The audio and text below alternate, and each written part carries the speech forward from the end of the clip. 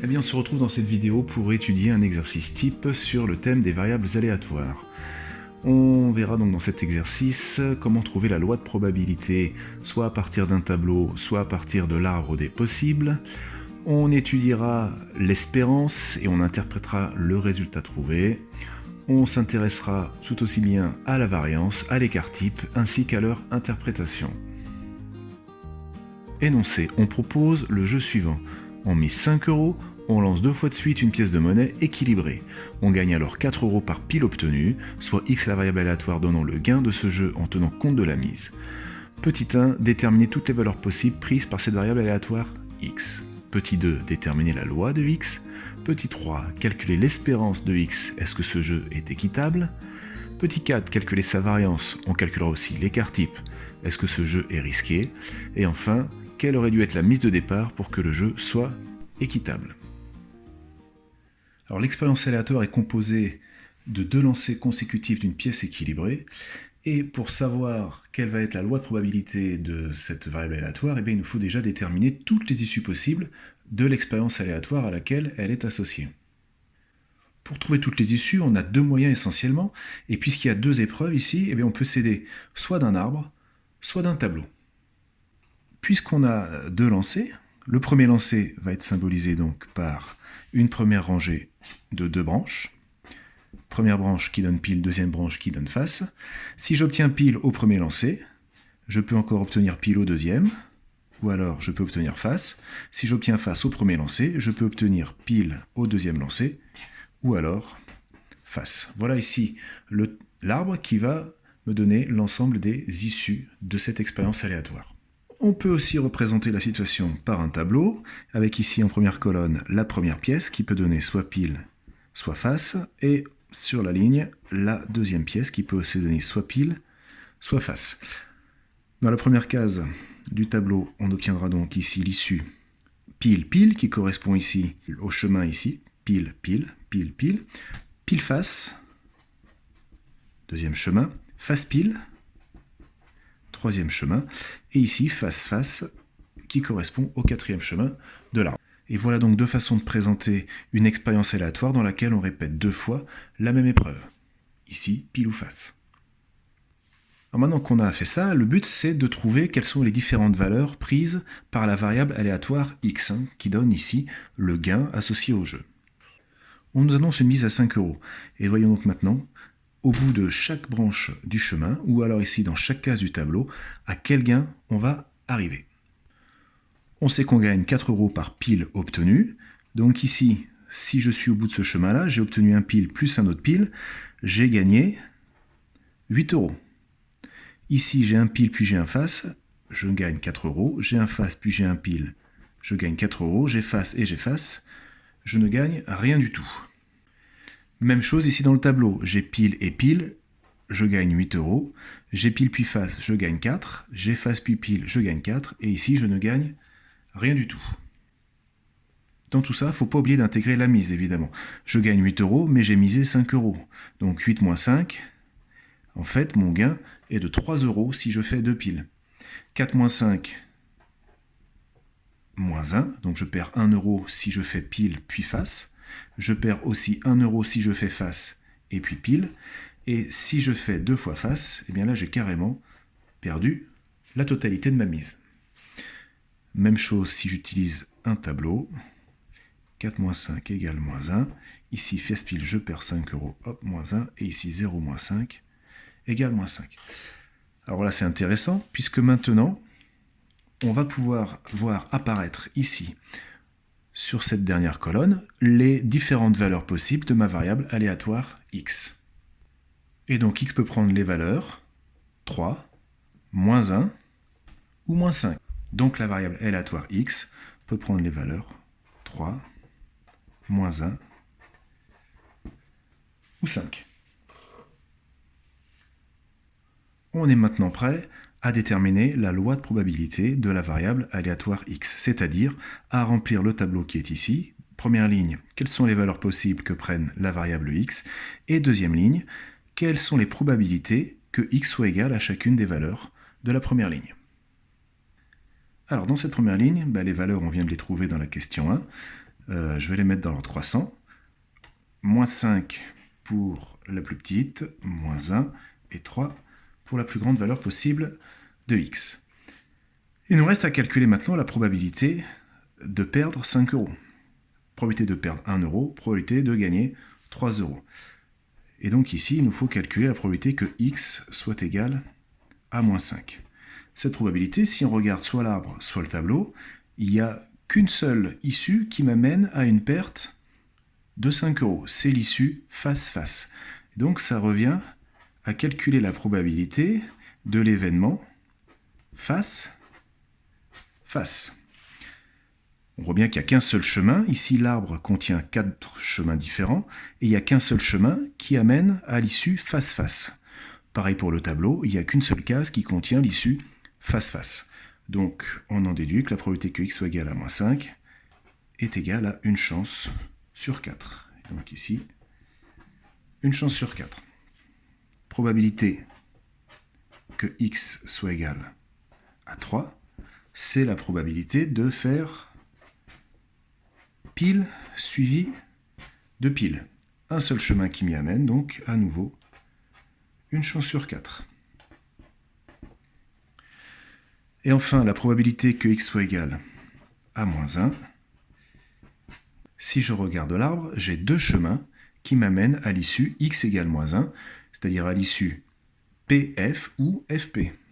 Donc, c'est la probabilité que fp et pf. Et j'ai donc ici deux chemins sur un total de 4, c'est-à-dire une chance sur 2, ou 2 chances sur 4. Voilà rempli le tableau qui donne la loi de probabilité de la variable aléatoire x, et le premier réflexe est toujours le même, est de vérifier que la somme des probabilités de cette loi est bien égale à 1, ce qui va être ici assez facile à vérifier. 1 quart plus 1 quart, 1 demi, 1 demi plus 1 demi, ça fait bien 1. C'est bon signe. On en arrive maintenant au calcul de l'espérance de la variable aléatoire x. On se rappelle que l'espérance, c'est ce qu'on appelle aussi le gain moyen par partie. Rappel de la formule du cours, l'espérance de x lorsqu'on a une variable aléatoire qui peut prendre trois valeurs, x1, x2, x3, eh bien c'est x1 multiplié par la probabilité que x soit égal à x1, plus x2 fois la probabilité que x soit égal à x2, plus x3 fois la probabilité que x soit égal à x3.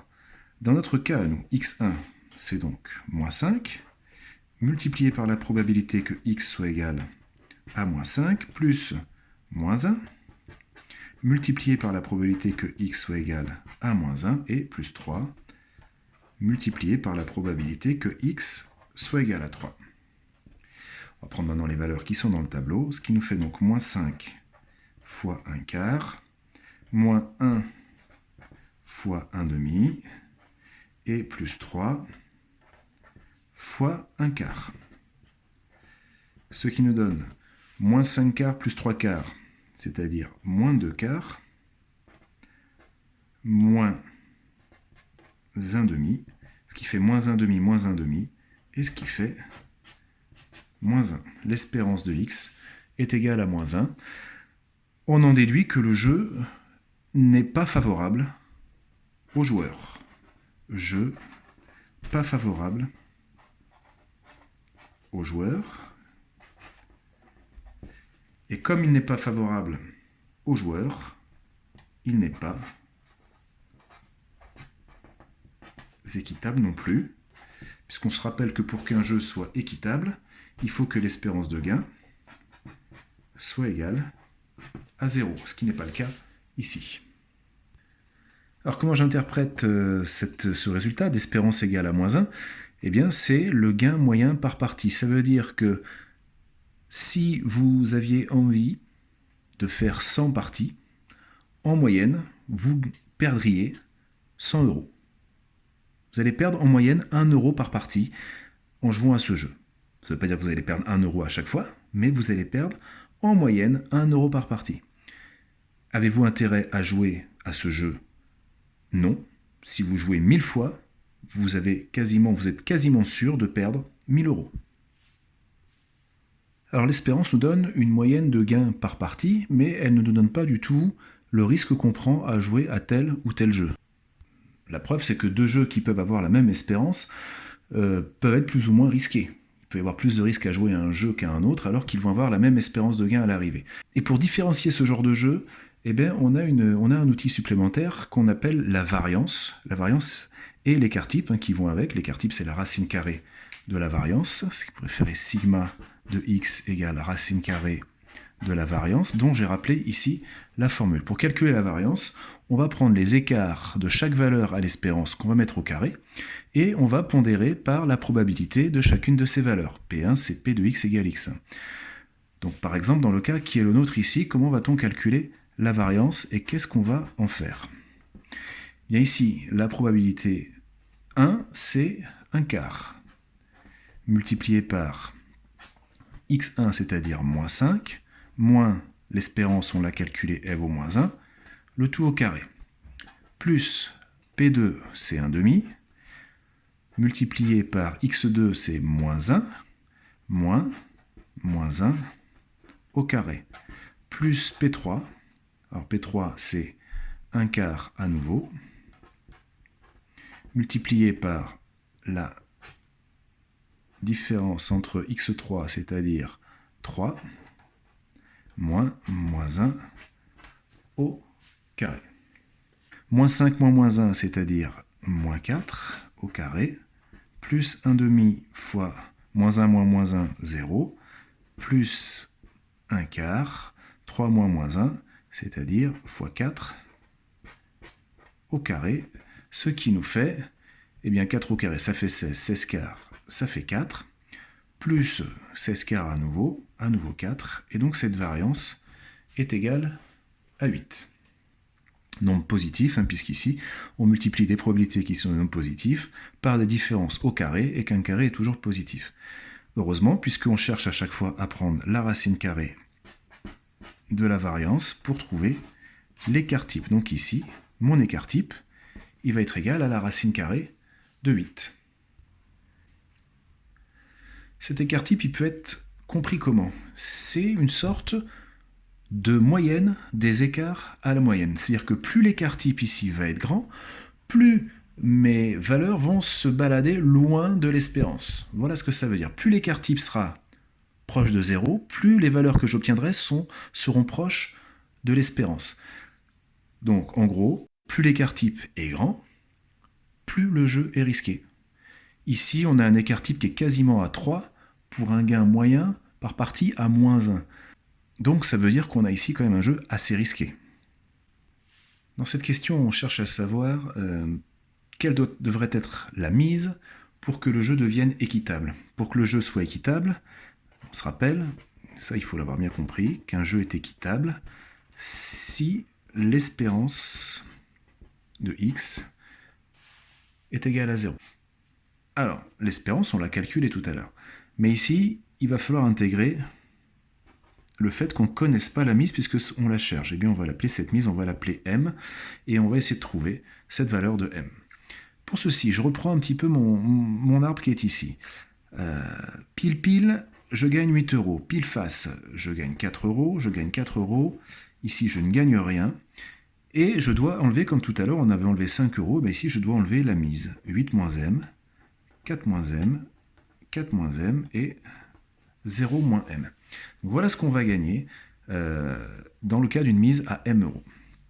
L'espérance, c'est toujours la même, c'est-à-dire que c'est 8 moins m, c'est-à-dire mon gain, multiplié par la probabilité d'obtenir ce gain, c'est-à-dire ici 1 quart, plus 4 moins m, multiplié par la probabilité d'obtenir le gain, toujours 1 demi, et plus moins m, multiplié par la probabilité d'obtenir moins m, c'est-à-dire 1 quart. Et on veut que ceci soit égal à 0. Nous voilà donc avec une petite équation à résoudre. Eh bien on y va, on va développer tout ceci, et puis on va isoler l'inconnu m. Donc 8 fois 1 quart, ça fait 2, moins m sur 4, ici je développe, plus 4, ça fait encore 2, moins m sur 2, et ici, moins m sur 4, et tout ça, ça doit faire 0.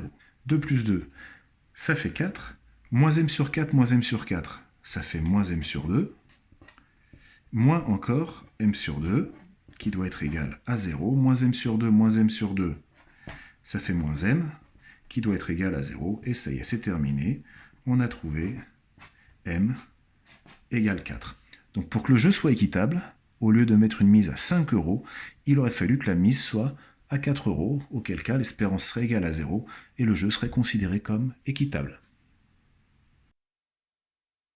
Alors avec la calculatrice, on pouvait obtenir aussi tous ces résultats en allant dans le menu statistique, et dans la ligne 1, on va rentrer toutes les valeurs possibles de la variable aléatoire, moins 5, moins 1 et 3, et dans la ligne 2, on va rentrer les probabilités associées à ces valeurs, donc 1 demi pour 1 quart pour moins 5, 1 demi pour moins 1, et à nouveau 1 quart pour 3. Une fois que ces valeurs sont rentrées, on retourne dans le menu Stat, on va dans Calque et on choisit Statistique à une variable, on appuie sur Entrée. On n'oublie pas de mettre la liste fréquence ligne 2, la ligne des probabilités. On appuie sur Calculer et on obtient les résultats suivants. Et deux résultats sont intéressants pour nous, c'est le X-bar, c'est-à-dire la moyenne qui correspond en fait à l'espérance, donc on a une espérance à moins 1, et le sigma X, ici, qui correspond en fait à l'écart type, 2,83.